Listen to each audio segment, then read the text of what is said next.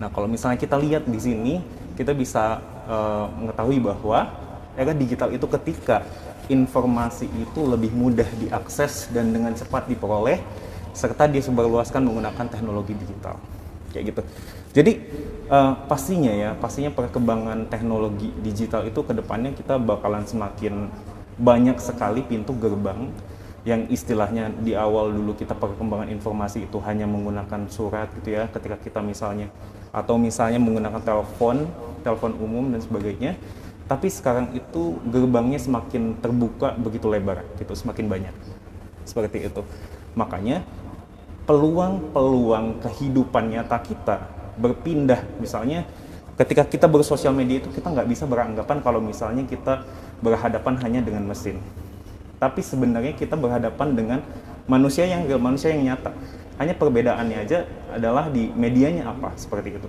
Makanya kita harus tetap ingat ketika kita mau melakukan sesuatu di sosial media atau misalnya di media digital, kita harus juga menyadari bahwa sebenarnya di sana itu kita melewati atau misalnya melakukan aktivitas yang sebenarnya memindahkan aja aktivitas yang real nyata ke dalam media digital seperti itu. Apalagi misalnya sekarang udah banyak sekali pekerjaan-pekerjaan yang dilakukan melalui misalnya work from anywhere atau work from home gitu. Jadi itu udah cukup, bahkan sampai ke pekerjaan itu sendiri seperti itu. Nah, maka dari itu kita nggak bisa lupa juga tentang etika ketika kita menggunakan media digital seperti itu. Oke.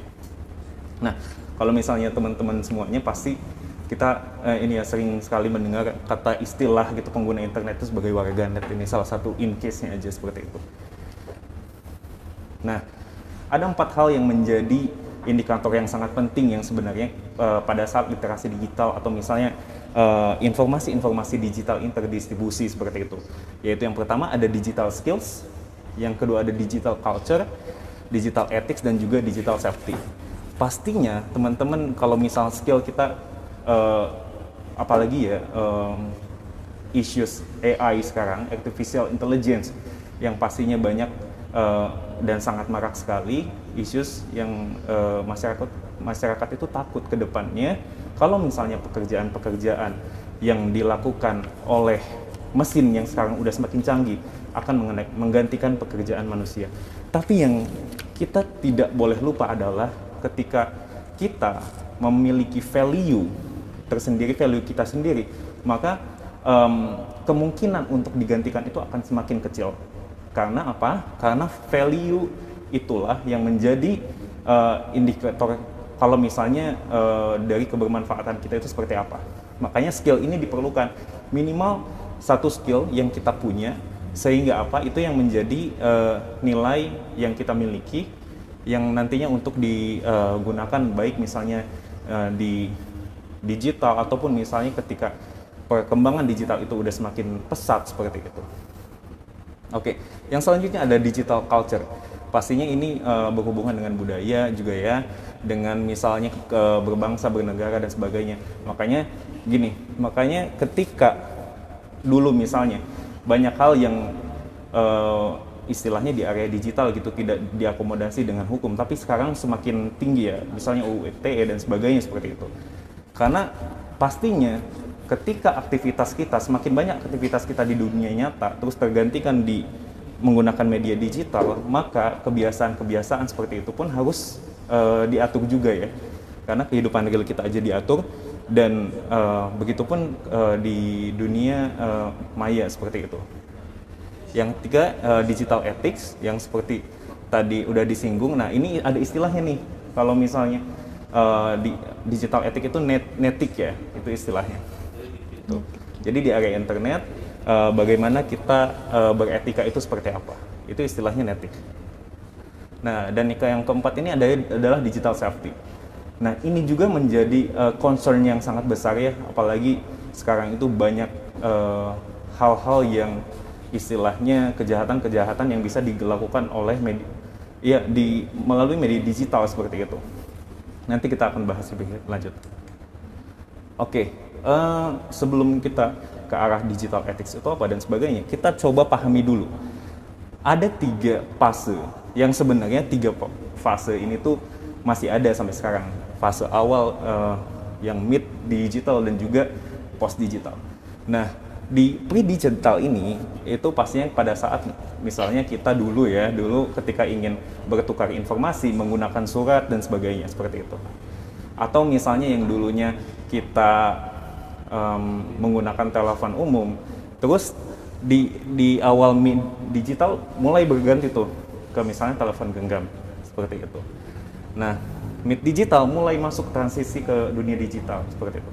Nah, ketika udah masuk ke post digital, jadi kalau di mid digital itu kita nggak terlalu istilahnya masih bisa mandiri dengan hal-hal yang istilahnya masih konvensional kalau kita bilang ya. Nah, kalau misalnya post digital kita udah hampir sebagian besar aktivitas kita itu bergantung kepada teknologi digital seperti itu. Oke. Selanjutnya kita bakalan fokus ke digital ethics, values and principle in the use of technology and digital media. Oke. Di digital ethics ini kita harus paham bahwa kalau kita bisa lihat etika digital melibatkan pemahaman dan penerapan nilai-nilai dan prinsip dalam penggunaan teknologi dan digital. Jadi kalau misalnya sejauh ini kita pahamnya etika itu ya udah misalnya ketika kita berhadapan dengan orang yang lebih tua, kita harus lebih sopan dan santun. Tapi begitupun ketika aktivitas sebagian besar yang kita lakukan itu udah berpindah ke media, hal-hal seperti itu pun harus jadi concern juga, seperti itu. Oke. Yang selanjutnya ada beberapa hal yang menjadi bagian part of the digital ethics ini. Yang pertama ada pertimbangan moral, etis terkait privacy, pastinya, keamanan, transparansi, tanggung jawab, keadilan, dan pengaruh sosial. Makanya apalagi ya ini ada beberapa hal yang sangat concern banget, terutama di area keamanan gitu. Keamanan dan juga privacy. In case misalnya beberapa kali tuh Facebook contohnya sempat dapat issues terkait dengan privasi pengguna seperti itu. Jadi ini concern hal ini yang sebelumnya itu hanya kita temukan di dunia nyata dan sekarang itu akan menjadi concern yang cukup besar gitu. Karena bahkan sebagian besar kehidupan kita jalani di dunia digital gitu, seperti itu. Ya istilahnya ketika kita bersosial media, mungkin teman-teman semuanya bisa ngecek ya, screen time teman-teman itu berapa jam, apa sampai 12 jam, 13 jam gitu. Nah itu mungkin bisa menjadi indikator juga seberapa sering teman-teman semuanya melakukan aktivitas di media digital, dan harusnya teman-teman juga ikut concern juga ke beberapa hal ini, seperti itu. Nah, ini ada 3 nih istilah. Ada etika, ada etiket, dan juga netiket. Nah, kalau misalnya tadi kan kita udah sempat bersinggungan dengan etiket ya. Jadi, netiket itu etika yang kita lakukan melalui misalnya media digital atau internet dan sebagainya kayak gitu. Nanti kita lihat beberapa in case contohnya ya, sampel. Nah, kalau antara etika dan etiket ada perbedaan di situ. Nah, kalau misalnya kita bisa lihat etiket berlaku jika individu berinteraksi atau berkomunikasi dengan orang lain. Sedangkan kalau etika itu bisa hanya dengan berfokus pada diri kita sendiri, seperti itu. Itu adalah perbedaan antara etika dan etiket, seperti itu. Nah, di netiket ini ya istilahnya kalau etiket itu ya kita lakukan di kehidupannya, netiket itu kita lebih berfokus pada network etiket, seperti itu. Oke. Nah ini sebelumnya kita bisa lihat juga dari netiket adalah kita harus selalu menyadari bahwa kita berinteraksi dengan manusia nyata di jaringan yang lain, seperti itu. Nah ini juga misalnya gini, makanya kadang kita juga harus lebih berhati-hati ya ketika misalnya menggunakan media digital, contohnya gitu, in case-nya sosial media seperti itu. Kadang ketika kita misalnya hal sederhana gitu mengomentari misalnya postingan orang lain dan sebagainya, mungkin dari sudut pandang kita hanya ya udah kita berhadapan hanya dengan handphone kita gitu, dengan device, bukan dengan lawan bicara kita itu orang secara langsung, manusia secara langsung. Makanya kadang kala concern yang tadi itu jadinya kita lupa. Jadinya apa? Misalnya kita terlalu mudah untuk misalnya mengomentari sesuatu, ataupun misalnya tidak memikirkan sudut pandang lawan yang misalnya kita komentarin seperti itu. Karena apa? Karena kita lupa kalau kita tuh sebenarnya tetap loh, walaupun di media digital kita tetap berinteraksi dengan manusia yang nyata, hanya di jaringan yang berbeda seperti itu. Nah, ini ada beberapa hal juga yang menjadi concern di netiquette ini. Kita bisa lihat, jadi ini lagi dan lagi diulang. Kalau misalnya kita semua manusia, bahkan sekalipun saat berada di dunia digital, jadi ikutlah aturan seperti dalam kehidupan nyata gitu. Jangan sampai ketika kita aktivitas sudah hampir semuanya dipindahin ke digital, kita juga lupa etika, tata krama dan sebagainya yang sebenarnya kita lakukan loh di kehidupan nyata, tetapi kita lupa bahwa hal tersebut juga harus kita lakukan di dunia digital itu sendiri, seperti itu. Yang selanjutnya ada pengguna internet berasal dari ini udah pasti ya. Jadi di sana kita nggak bisa hanya mematok kalau misalnya usernya hanya dari Indonesia atau dari Bandung doang atau dari Jakarta seperti itu. Tapi ya user yang ada di sana ada dari berbagai macam negara, suku, budaya dan sebagainya, dan kita harus juga tetap memiliki concern terhadap hal-hal seperti itu. Sehingga kemarin juga mungkin ada case yang cukup ramai ya, misalnya yang kondisi di NTT dan sebagainya. Nah, mungkin hal-hal yang seperti itu kadang kita lupa. Kalau misalnya baik di dunia nyata ataupun di dunia media digital, hal-hal yang berkaitan tentang kultur, budaya, kebangsaan dan sebagainya itu akan menjadi tetap hal yang melekat gitu, walaupun itu di dunia maya seperti itu. Oke, selanjutnya nah ada juga nih yang terakhir, bermacam fasilitas di internet memungkinkan seseorang untuk tidak bertindak etis dan juga tidak etis seperti itu. Ya, kita harus tahu concern kalau ruang lingkup di sosial media itu seperti itu. Enggak ada. Jadi ada orang yang memang misalnya concernnya untuk melakukan hal-hal, misalnya contoh personal branding itu bukan sesuatu hal yang ini ya tidak bagus, malah bagus sekali ya. Kalau misalnya kita menempatkan di tempat yang tepat gitu. Misalnya kita ingin dilihat sebagai apa? Contohnya misalnya sebagai, kalau misalnya orang IT developer, kita pengen dilihat sebagai seorang developer. Ya udah, kita misalnya ngeposting di sosial media, in case sosial media misalnya ngeposting hasil-hasil project kita, hasil karya kita dan sebagainya. Nah, itu kan memiliki purpose yang positif dan untuk menonjolkan apa yang skill atau value yang kita punya seperti itu. Berbanding terbalik dengan orang yang memang hanya purpose-nya itu angka. Makanya kalau teman-teman kalau kita lihat sosial media di Instagram gitu ya, mereka udah mulai mengaktifkan fitur yang namanya misalnya untuk likes. Jadi mencoba untuk mengalihkan yang tadinya kita selalu berfokus kepada angka, suatu nilai angka. Jadinya apa?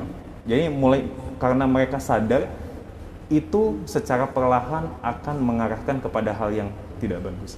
Makanya mereka mulai mengganti itu jadi ada others misalnya, di like sama siapa, tapi sisanya others gitu.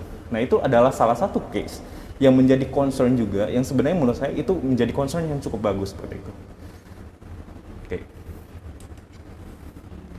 Oke, ini ada beberapa contoh yang tadi kita kan udah bahas netiquette. Jadi ada dua nih kita bisa lihat. Ada netiquette yang ada yang dia menerapkan netiquette dan ada juga yang tidak. Oke. Nah, misalnya contohnya nih, saya berikan beberapa contoh ya. Misalnya, taat kepada standar perilaku online yang sama dengan yang kita jalani dalam kehidupan nyata. Nah, itu berarti dia memiliki netiquette. Dibandingkan terbalik, misalnya dia suka memberikan ujaran kebencian, provokasi, hasutan, dan juga hinaan seperti itu. Nah, berarti apa? Kita dapat melihat perbedaannya. Walaupun kita sangat sering ya, teman-teman yang bisa ngebaca tabel yang ada di sini pasti ngeliat ini concern yang tiap hari selalu ada gitu di sosial media. Tapi kita lupa mana yang sebenarnya benar-benar yang harus kita jalani, kita lakukan, dan mana yang sebenarnya kita jadinya lupakan gitu. Makanya teman-teman bisa lihat di sini perbandingan antara yang kita menerapkan etiket dan juga tidak. Seperti itu. Ada lagi misalnya memberi saran atau berkomentar yang baik. Terus misalnya kalau enggak yang ada netiquette-nya, Misalnya itu kan ada in case penyebaran konten negatif dan sebagainya seperti itu. Oke, selanjutnya kita masuk ke area security and privacy. Jadi siapa tahu teman-teman semuanya, kalau kita kan ini kita topiknya itu milenial ya, milenial. Sebenarnya emang pengertian milenial kita coba generalkan aja. Kalau misalnya milenial itu bukan lagi tentang umur sih kalau menurut saya. Baik misalnya lebih dewasa secara umur, tapi kalaupun misalnya kita cukup banyak berinteraksi di dunia digital, menurut saya bisa juga disebut sebagai milenial seperti itu. Oke. Ya, kita cakupin kalau misal milenial itu seperti itu ya. Jadi mau anak muda, orang yang lebih tua, kalaupun misalnya interaksinya cukup tinggi di sosial media atau di digital, nah kita sebut milenial seperti itu. Oke. Selanjutnya ini security and privacy. Nah, ini ada beberapa hal yang sebenarnya kita bisa jaga ya, istilahnya supaya nggak terkena cyber attack lah, kalau istilahnya seperti itu. Ada beberapa hal yang kita bisa pertimbangkan menjadi concern kita juga. Itu yang pertama ada malware. Nah, jadi malware ini perangkat lunak berbahaya yang dirancang untuk merusak, mengganggu atau mencuri informasi dari sistem komputer atau perangkat digital lainnya seperti itu. Ya, jadi misalnya kemarin-kemarin kan sempat ada case suatu instansi yang terkena malware ya, gitu. Jadi emang ini cukup berbahaya juga seperti itu. Nah, hal-hal seperti ini perlu diantisipasi pastinya oleh orang-orang yang berpengalaman terkait bidang itu juga seperti itu. Ada serangan phishing. Ini upaya untuk mendapatkan informasi data diri kita atau misalnya nomor kata sandi, nomor kartu kredit dan sebagainya gitu. Ada serangan DDoS. Nah, ini misalnya kalau kita punya website, punya aplikasi, kita bikin misalnya punya aplikasi atau website. Jadi website kita itu diserang dengan begitu banyak sekali data sehingga pada akhirnya down. Servernya ya down ya, tidak bisa diakses gitu. Ada serangan man in the middle. Jadi misalnya kita lagi berkomunikasi dengan orang lain, terus ketika kita misalnya di dalam pembicaraan, terus kita di hack nih pembicaraan kita. Nah, ini adalah salah satu contoh dari man in the middle seperti itu. Nah, ada beberapa lagi, yaitu ada pencurian identitas. Nah, pencurian identitas ini melibatkan penggunaan informasi pribadi seseorang tanpa izin, seperti itu. Nah, case-case seperti ini juga kan pastinya seperti banyak sekali ya. Misalnya kita dikirimkan misalnya undangan digital yang pada kenyataannya itu aplikasi yang terdapat malware-nya seperti itu, yang nantinya bisa nge-hack data diri kita, data pribadi kita. Nah, kadang hal-hal seperti itu tidak menjadi concern, makanya banyak orang yang jadi terkena gitu. Makanya dengan diedukasi seperti ini, semoga teman-teman semuanya bisa concern lagi kalau di teknologi digital itu ya hal-hal seperti ini itu harus menjadi concern kita. Soalnya apa? Apalagi kan kalau misalnya device kita atau handphone kita itu punya apps yang cukup krusial ya, kayak misalnya bank ya, untuk transaksi bank dan sebagainya seperti itu. Nah, hal-hal seperti ini perlu menjadi pertimbangan teman-teman supaya tidak terkena gitu cyber attack tadi. Oke, yang terakhir ini kita mulai ke keseimbangan digital. Apa aja yang sebenarnya kita bisa lakukan, tingkatkan lagi supaya apa? Supaya kita sadar kita bisa memisahkan antara aktivitas misalnya di digital, dunia digital, dan juga misalnya di kehidupan kita bilang kehidupan real kita seperti itu. Yaitu kita bisa menerapkan beberapa hal ini. Yaitu yang pertama, kesadaran diri kita. Itu yang pertama dulu. Yaitu kita perlu memiliki kesadaran diri tentang bagaimana kita menggunakan teknologi di internet seperti itu. Jadi jangan sampai kita terlalu asik ya misalnya bersosial media, apalagi nih ini yang agak sedikit jadi concern juga buat saya, misalnya teknologi reels gitu ya, yang kita nggak sadar tuh scroll gitu, pada akhirnya wasting time gitu, terlalu banyak waktu yang kita habiskan padahal there is no purpose gitu. Oke. Terus tetapkan batasan gitu, kita batasi penggunaan teknologi digital kita seperti itu. Apalagi di beberapa device handphone gitu, baik smartphone gitu, baik Android ataupun misalnya iOS, mereka biasanya udah ada tuh fitur-fitur misalnya yang screen time tadi gitu, sehingga kita tahu oh kita misalnya udah lebih dari 2 jam nih gitu. Jadi ya udah kita lakukan aktivitas yang lain gitu. Nah, terus kelola notifikasi, atur notifikasi pada waktu digital agar sesuai dengan kebutuhan. Nah, kalau misalnya saya sendiri, saya tuh ngebatasin, misalnya untuk aplikasi-aplikasi tertentu yang sebenarnya tidak krusial sekali, saya nonaktifin si notifikasinya seperti itu di beberapa sosial media. Nah, kalau misalnya di media digital yang aktivitas saya cukup tinggi di sana, ya saya aktifkan seperti itu. Nah, kita juga harus mempertimbangkan hal sesederhana ini, karena ini bisa sangat berimpact pada kita seperti itu. Terus ada tetapkan waktu tanpa layar gitu. Jadi kita harus menetapkan batas